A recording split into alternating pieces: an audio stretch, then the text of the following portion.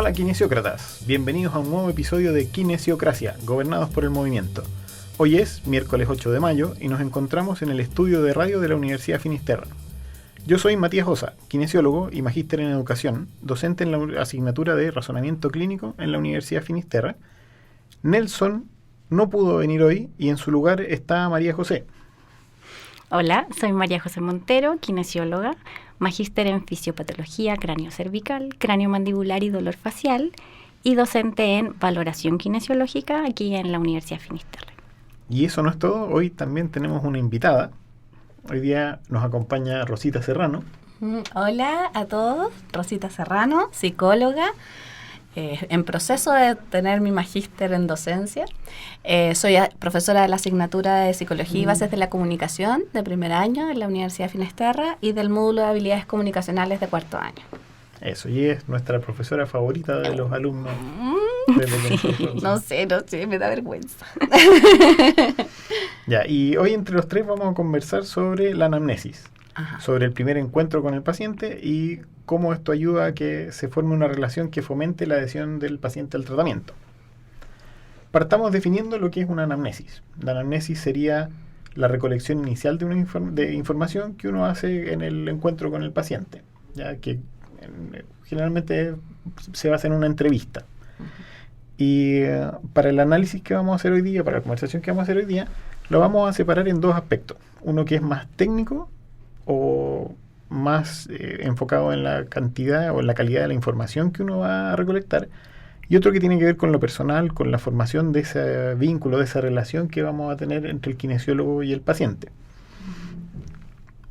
Entonces, para que veamos cómo debería ser una buena anamnesis, deberíamos ver qué aspectos técnicos debería tener y qué aspectos podrían mejorar también el aspecto relacional de la anamnesis. Uh-huh. Entonces, podemos separar la anamnesis en dos partes, una próxima y una remota. Bueno, la anamnesis próxima estaría orientada a la información que tiene relación directa con el motivo de consulta del paciente. En el fondo, ahí estamos hablando de si tuvo un trauma, de qué se trató ese trauma, mecanismos de lesión, tiempos de reposo que quizás tuvo dado ese evento, mecanismos, medicamentos asociados a ese, en el fondo, lo que consulta el paciente hoy. Lo otro ya sería una anamnesis más remota, en donde tenemos todos los aspectos que debemos considerar del paciente, que son algo que él trae, pero no son necesariamente relacionados directamente con el motivo de consulta. Ahí tenemos estilos de vida, hábitos, antecedentes mórbidos, tenemos con quién vive, aspectos quizás más psicosociales, todo lo que a lo que el paciente lo acompaña, pero no es relacionado directo con quizá la lesión. Uh-huh.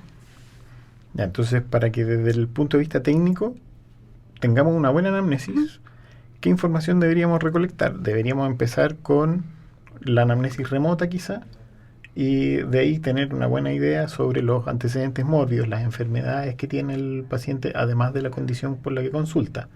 Ahí es lo típico que le preguntábamos, si es hipertenso, si tiene diabetes, si hay algún hábito como el hábito tabáquico o hábito alcohólico. Y de ahí nos vamos a los aspectos que tienen que ver con su vida diaria, ¿ya? Con lo que van a ser sus restricciones y limitaciones, cuáles son las actividades que no puede hacer, o el rol que no puede cumplir, y junto con eso las expectativas que puede tener para el tratamiento. O sea, junto con lo que no puede hacer, en realidad vamos a ver qué cosas desea lograr hacer de nuevo. Otro elemento que deberíamos consultar acá son los factores ambientales, que los vamos a clasificar en barreras o facilitadores.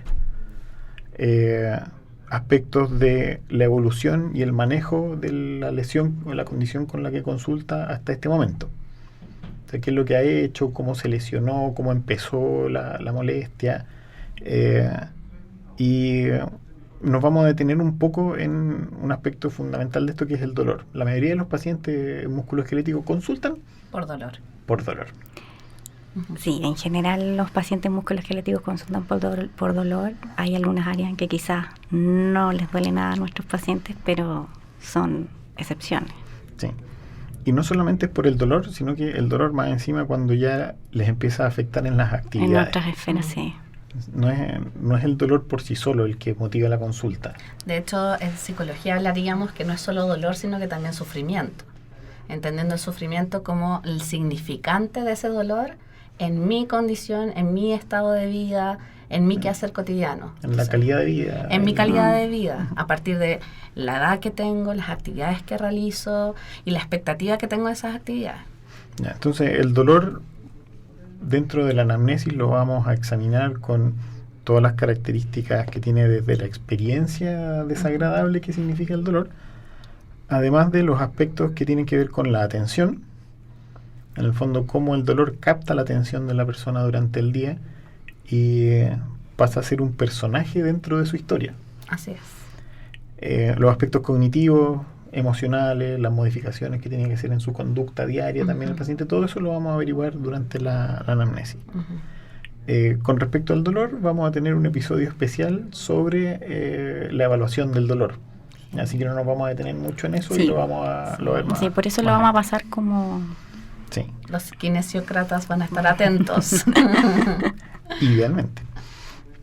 También hay otra cosa que la vamos a tomar en profundidad en otro episodio, que son las banderas rojas, banderas amarillas y de muchos otros colores que las vamos a identificar como parte del relato del paciente, pero que nos van a llamar la atención sobre algo. Sobre las banderas rojas, amarillas, azules, negras, rosadas, vamos a conversar también en otro episodio, no nos vamos a detener mucho en eso. Ahora, hay varias investigaciones que hablan de la importancia de la generación de la confianza entre el paciente y el terapeuta, y el kinesiólogo en este caso, durante este primer encuentro. El primer encuentro, no solamente en la instancia terapéutica, sino que en la instancia de todo contacto interpersonal, genera como una huella en las relaciones.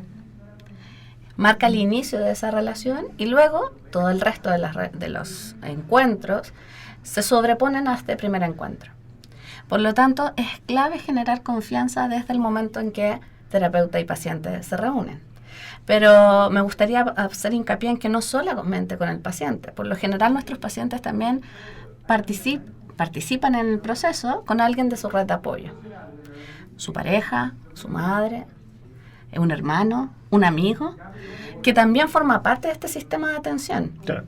El vínculo entonces de confianza no se debe generar solo con ese paciente, sino que también con quien lo acompaña. Porque por lo general es una persona clave para la toma de decisión si sigue asistiendo o no ese paciente. La adhesión terapéutica surge entonces desde el primer contacto, desde incluso la hora a la que atiendo. Si mi paciente tenía hora a las 11 y yo parto 30 minutos más tarde, 15 minutos más tarde, disminuye la adhesión terapéutica.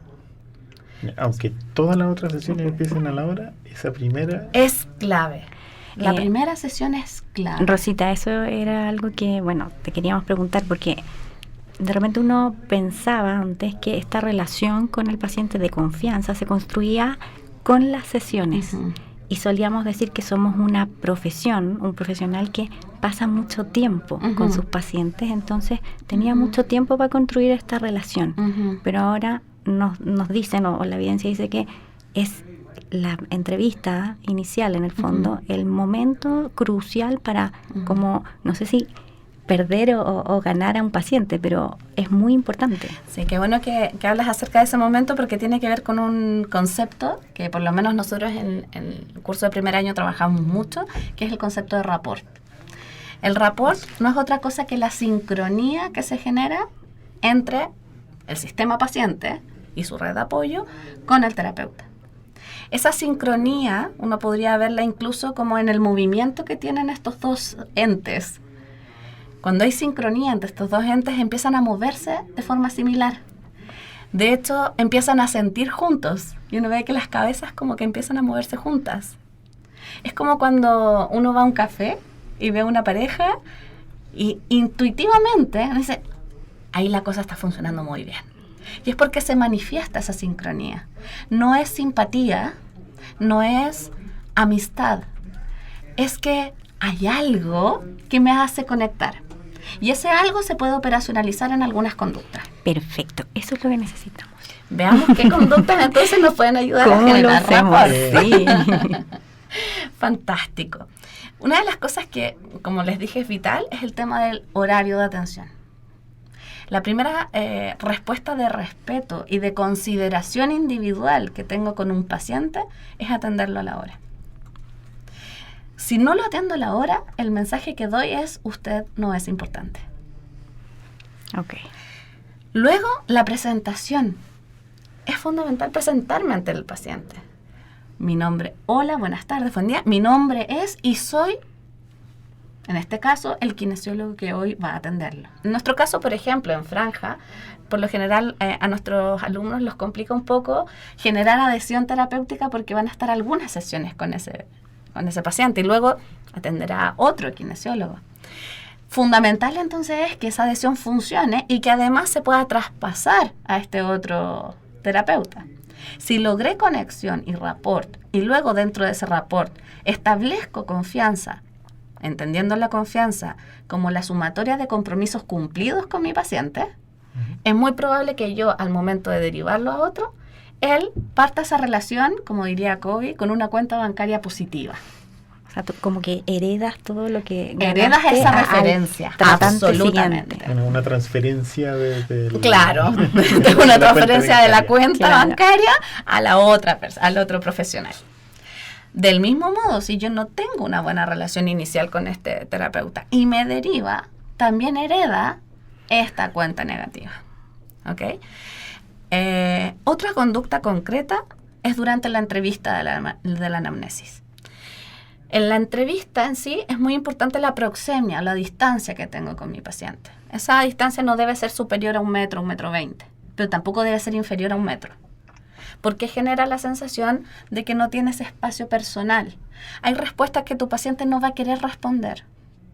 O a lo mejor va a omitir, o incluso te podría llegar a mentir. No, se va a sentir invadido. Absolutamente. Entonces necesita un espacio que le permita sentirse cómodo y evitarte si es necesario. Por eso se ocupa más o menos 1 metro de distancia. Respecto a eso, hay algunos países en donde o usan o eliminaron la mesa y la silla, Sí. como esto de yo estoy detrás de una mesa y usted Sí. está por el otro lado de la mesa. Exacto. Y usan o mesas redondas o se sientan manteniendo esta distancia, Ujú. pero como al mismo lado de la mesa. No sé qué. Es si eso tiene excelente relación. al mismo lado. Mejor aún si es en ángulo perpendicular. Mm. En realidad el ángulo genial es que ambos tengamos las sillas en 45 grados frente a frente. Ok. Si yo tengo espacio y el otro también. Y poco a poco, cuando hay rapport, esos ángulos empiezan a achicarse. Mm. Sin embargo, si yo empiezo una entrevista y estoy cara a cara con el otro, a pesar de la distancia, se siente intimidado. Por eso, la mesa y el cara a cara, frente a frente, genera una sensación de resistencia e incomodidad. De enfrentamiento, de Claro, confrontación. De confrontación. Otra conducta, aparte del contacto visual entonces, la proxemia, la ubicación de las sillas, funciona también con el tipo de entonación paralingüística. El uso del timbre de voz, la velocidad de tu voz, las inflexiones de tu voz, el volumen, debe estar calibrado con tu paciente. Y el paciente no se da cuenta de eso. Si viene un paciente, por ejemplo, disgustado, muy molesto, y yo le hablo suave, lo más probable es que se moleste aún más, independiente del contenido de lo que le diga. Ah. En cambio, si viene alterado y yo subo mi volumen y le doy respuesta a su necesidad, señor, viene muy apurado, disculpe, partamos de inmediato, lo más probable es que se sienta un poco descolocado y facilite su disminución de resistencia y se abra la posibilidad del contacto. En comunicación, la verdad es que el contenido lingüístico es el menos impactante. ¿Qué le digo en términos de contenido? Es menos relevante que el cómo se lo digo. Y el cómo está dado por este componente paralingüístico, más o menos en un 35 a 40%, que no es menor. Y hasta casi el 50% de la comunicación es no verbal.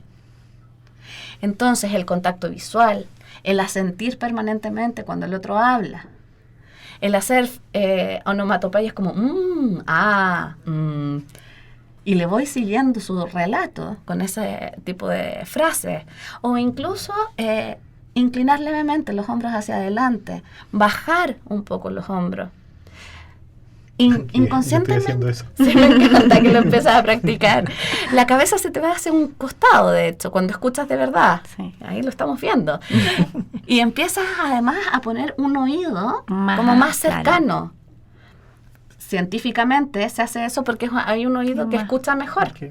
Entonces, por lo general, corres la cabeza al mismo lado siempre. Y empiezas a sentir y mantienes el contacto. Y además, entonas y hablas en la velocidad similar a la que hace el otro. Ahí generaste el rapport. Sobre el contacto visual, me han preguntado un poco, Buenísimo. en el fondo que, a ver, este contacto visual puede malentenderse como estar todo el tiempo mirando a los ojos a mi paciente casi sin parpadear. Por favor, si puedes pero qué bueno. contar Mira, un poco de eso. Yo diría que todas las habilidades comunicacionales al principio resultan bastante torpes, ¿ya? Pero resultan torpes porque requieren entrenamiento. Sin embargo, cuando auténticamente quiero escuchar, mantengo una mirada sutil, me calibro naturalmente. Por ejemplo, cuando hablas con una amiga, no dices, tengo que calibrarme y escuchar activamente. No, simplemente te resulta porque genuinamente lo quieres hacer. En ocasiones van a haber pacientes con los que la escucha activa te va a fluir mucho mejor. Hay otros pacientes con los que no quieres escucharlos. Es como, por favor, que se vayan. Y eso se nota. Se nota físicamente y se nota paralingüísticamente. Pero podemos entrenarlo, como Si lo para entreno, suavizarlo. Si lo entreno, puedo decir, me está generando esto, puedo ser consciente de lo que me está pasando y acudir a esta caja de herramientas. El contacto visual debe ser constante, pero también debe ser sutil, paulatinamente sutil. Por lo mismo puedo evadir a veces la mirada. Debo identificar si a mi paciente le está incomodando. Y se identifica cómo el paciente empieza a rehusar mi mirada. Entonces, si me la rehuye, acepto que me la rehuya, voy a la ficha, anoto, vuelvo a mirarlo, vuelvo a irme. O si le acomoda, la dejo. Pero no es un contacto visual porque tengo que mirarlo a los ojos, es porque me interesa realmente lo que está diciendo. Cuando entonces la técnica está basada en el interés y no en la técnica en sí misma, se vuelve eficiente. Entonces tendríamos todas estas conductas que deberíamos adoptar para mejorar la confianza que va formando el vínculo con el paciente, que va a tener mucho peso en esta primera sesión. Sí. Y después, ¿qué podemos hacer para mantener eso? Porque desde ahí, en el fondo, ya no podemos seguir construyendo mucho. Ya en la primera sesión, en este primer encuentro, dice la evidencia, que es donde es el nivel más alto de confianza que vamos a lograr con el paciente. Exactamente. Entonces, para mantenerla en el tiempo y no ir perdiéndola, deberíamos mantener estas mismas conductas durante todo el tratamiento. Así es. O ya podemos relajar un poco la atención, sí. pero no la atención. ¿Se puede perder lo ganado si no lo sigo como cultivando o se puede relajar un poco? La primera sesión entonces genera un rapport y sobre el rapport puedo establecer una relación de confianza. Las relaciones de confianza sí se establecen después durante el tiempo y se establecen a partir del cumplimiento de compromiso. ¿Qué quieres decir con eso? Si yo como terapeuta me comprometo, por ejemplo, establezco un setting o un encuadre terapéutico. Es decir, nosotros nos vamos a juntar 3 veces a la semana, lunes, miércoles y viernes, a las 10 de la mañana. Tu hora dura 1 hora. Puedes cambiarla 24 horas de anticipación y ahí el paciente está como anotando, porque si genere buen rapport, va a seguir al pie de la letra los límites de la relación, que es el setting. Si llega el día miércoles y yo no estoy, acude a su cuenta bancaria inicial y dice, ok, bueno, le pudo haber pasado algo. Si viene el viernes, pero estoy con 2 pacientes más y le digo que me espere un poquitito. Si me olvido de su nombre y digo, ¿usted cómo es que se llamaba? Ahí perdí toda la confianza inicial. Entonces hay pequeños tips que no tienen que ver solo con la conducta, sino que también con tipos de preguntas o algunos mensajes que tengo que tener en consideración. Saberse el nombre del paciente es fundamental y el nombre de sus familiares. Leer la ficha clínica antes de atenderlo. No solamente para saber en qué quedó el tratamiento, sino que también algunas frases como claves para él. ¿En qué está estudiando? ¿Cuál es la expectativa en términos de su calidad de vida que quiere trabajar? Para recordársela durante el proceso. Alguna persona significativa de la cual me haya hablado para también preguntarle durante el proceso. Son tips que generan consideración individual y aumentan la confianza. Porque se acuerda de mí, sabe quién soy. Por lo tanto, aumenta la confianza. Qué interesante. Ahora, eso se puede ocupar no solamente en instancias terapéuticas. Ya estoy tomando nota, claro. Como para todo tipo de relaciones. Para todo tipo de relaciones, absolutamente. Algo que igual quería comentar, que no sé si nos puedes decir algo al respecto, es que nosotros también, lo que comentaban hace poco, quizás un mes o 2 meses atrás, es que claro, la confianza se iba a instalar en esta primera instancia, pero también estaba la importancia de algo que nos cuesta mucho a veces, que es pregúntele al paciente por qué viene o qué lo trae y escuche. Escuche, por lo menos hablaban como de 30, 60 segundos, a ver qué le relata el paciente y trate de no interrumpirlo, a ver qué es lo que el paciente relata de una manera tranquila, él solo. Y de ahí pregunte, pero en el fondo permitirle al paciente contar lo que lo trae, o sea, el motivo de su consulta con sus propias palabras y idealmente tratando de no interrumpirlo. Y probablemente, si lo escuchamos alerta, vamos a obtener mucha de la información que necesitamos. ¿Qué nos puedes decir sobre eso? Porque se preocupan un poco cuando les decimos, escúchenlo, no lo interrumpan. ¿Pero cómo? Si queda aquí hablando hasta mañana, ¿qué hago? Sí, hay varias, muy buena la pregunta, porque la verdad es que hay varios como mitos respecto a esto. La primera es que si lo dejo hablar me va a contestar cualquier cosa y no lo que yo necesito contestar y menos lo que la prueba me están pidiendo y estoy en un OSCE y me quedan 30 segundos. No, o me dijeron que esto lo tenía que hacer en 10 minutos y este tiempo no está funcionando. Exacto. Yo diría que no le damos la importancia y la relevancia que la anamnesis tiene en el proceso terapéutico. La anamnesis no es para saber el diagnóstico con el que viene y saber qué es lo que otro profesional de la salud me sugiere hacer. Ese no es el propósito de la anamnesis. El propósito de la anamnesis es como, yo diría que es como ir llenando una caja del paciente, ir armando quién es este paciente, cuál es su historia y a función de su historia reciente, próxima o más bien remota, poder haciendo también pronósticos de cómo va a ir evolucionando, pero no solamente su lesión, cómo va a ir evolucionando su ánimo. Hay pacientes, cuando hablamos de pacientes con dolor, que manifiestan sintomatología depresiva. Y no es que el paciente sea flojo o esté mal, no esté comprometido con el proceso. Es que tiene una enfermedad y requiere apoyo. Entonces, si yo no alcanzo a hacer este puzzle inicial, lo más probable es que los procesos terapéuticos que determine no van a estar alineados con la realidad de ese paciente. El gran problema que tenemos es que muchos profesionales de la salud terminan viendo solamente el enfoque médico. Aun cuando hablamos de el enfoque biopsicosocial es muy importante, pero a la hora de evaluarlo, sí, vive con la mamá y le duele mucho porque quiere correr y no va a poder. O sea, me estás hablando de un nivel tan superficial que probablemente no estás conectando con ese ser humano. Entonces no vas a ayudar en la calidad de vida de ese ser humano. Entonces, quizás el foco de la anamnesis ha de ser, ante todo, ¿cuál es la premisa de por qué trabajamos en salud? Trabajamos en salud para mejorar la vida de las personas, la calidad de vida de esas personas. No para que le duela menos, no para que se queje menos, no para que se vaya en las 10 sesiones, es para mejorar su calidad de vida. Entonces me importa su vida, única e irrepetible. Entonces desde ahí la anamnesis cobra otra valoración durante el proceso, porque probablemente si no genero la respuesta que quería es porque no hice un buen diagnóstico inicial, y la anamnesis es clave para hacer ese diagnóstico.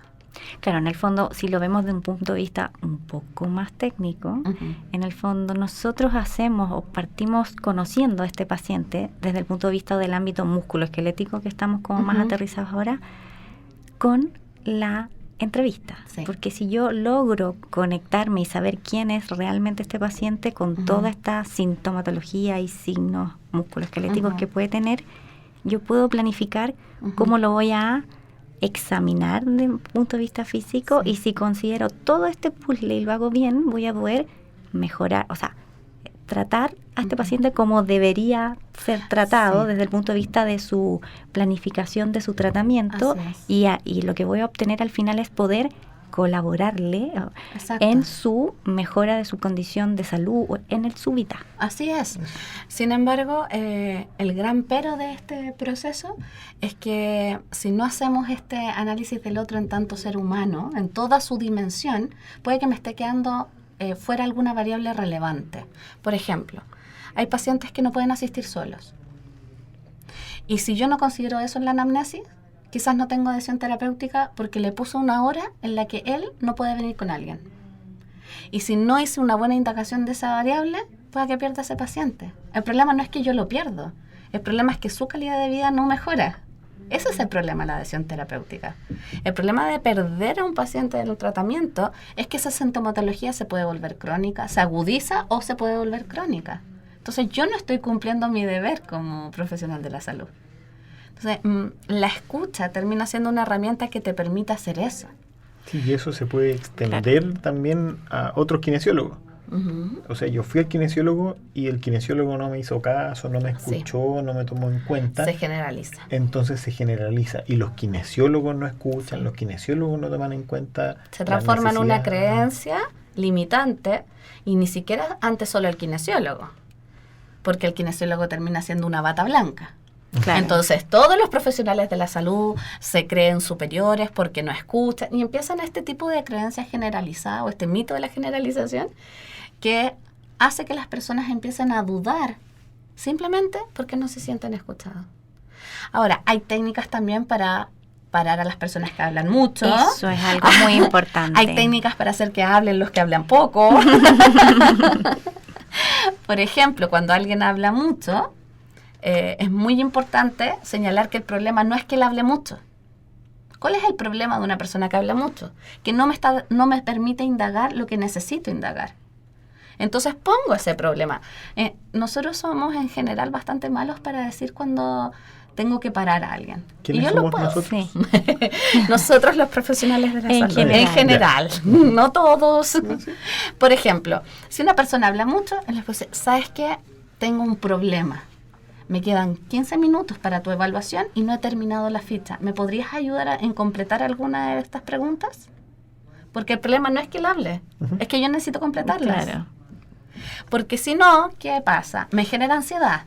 Empiezo a mover mi patita. Lo empiezo a mirar y miro el reloj a ver si se da cuenta que está hablando mucho. No se va a dar cuenta. Entonces me genera más ansiedad. Termino sin completar la ficha y además el rapport se va perdiendo. Por este comportamiento que estoy haciendo. En cambio, cuando soy honesta y además afirmo que es mi problema, porque efectivamente no es su problema, él puede hablar mucho si quiere, pero mi problema es que necesito este espacio, genera mucho más confianza. Sí, y pedirle un favor a alguien, lo acerca mucho más a uno que hacerle un favor. Así es así. Entonces, podríamos hacer un capítulo de eso. Pero de verdad, si yo le digo, por favor, ayúdeme con esto, sí, ya se siente también como más importante en esta relación. Porque lo estás poniendo en una relación asimétrica donde el otro tiene poder. Sí. Como te pido favor, es porque tú tienes un poder. Pero si yo le digo, ya, es muy interesante, pero necesito que nos aboquemos a lo importante, Le estoy diciendo todo lo que usted me está diciendo. No me vale. interesa, claro. No me interesa, así que por favor, cállese. Eso quiebra la relación. Para las personas que no hablan, el tip más usado es usar preguntas abiertas. Y además, dar el espacio para que hable. Por lo general, una persona que no habla, contesta poco y guarda silencio. Yo debo aceptar ese silencio y acompañarlo en el silencio. No rellenarlo. No rellenarlo. Porque la persona que no habla está acostumbrada a que lo rellenen. Ah, ok. Entonces, ¿para qué voy a hablar? Si guardo silencio y muestro que el silencio para mí no es complicado, no me incomoda, el otro va a poder tomar ese espacio. Muy bien. Y bueno, ahí lo tienen, la anamnesis, el primer encuentro con el paciente y cómo se construye una relación que puede fomentar la adhesión al tratamiento. Gracias María José y gracias Rosita. Gracias. Gracias. Gracias también a Leo en los controles. Recuerden que nos pueden encontrar en redes sociales, en Instagram y en Twitter somos @kinesiocracia. También tenemos una fanpage en Facebook, Kinesiocracia Podcast. Nuestro correo es kinesiocraciapodcast@gmail.com. Estamos atentos a sus comentarios, preguntas y sugerencias.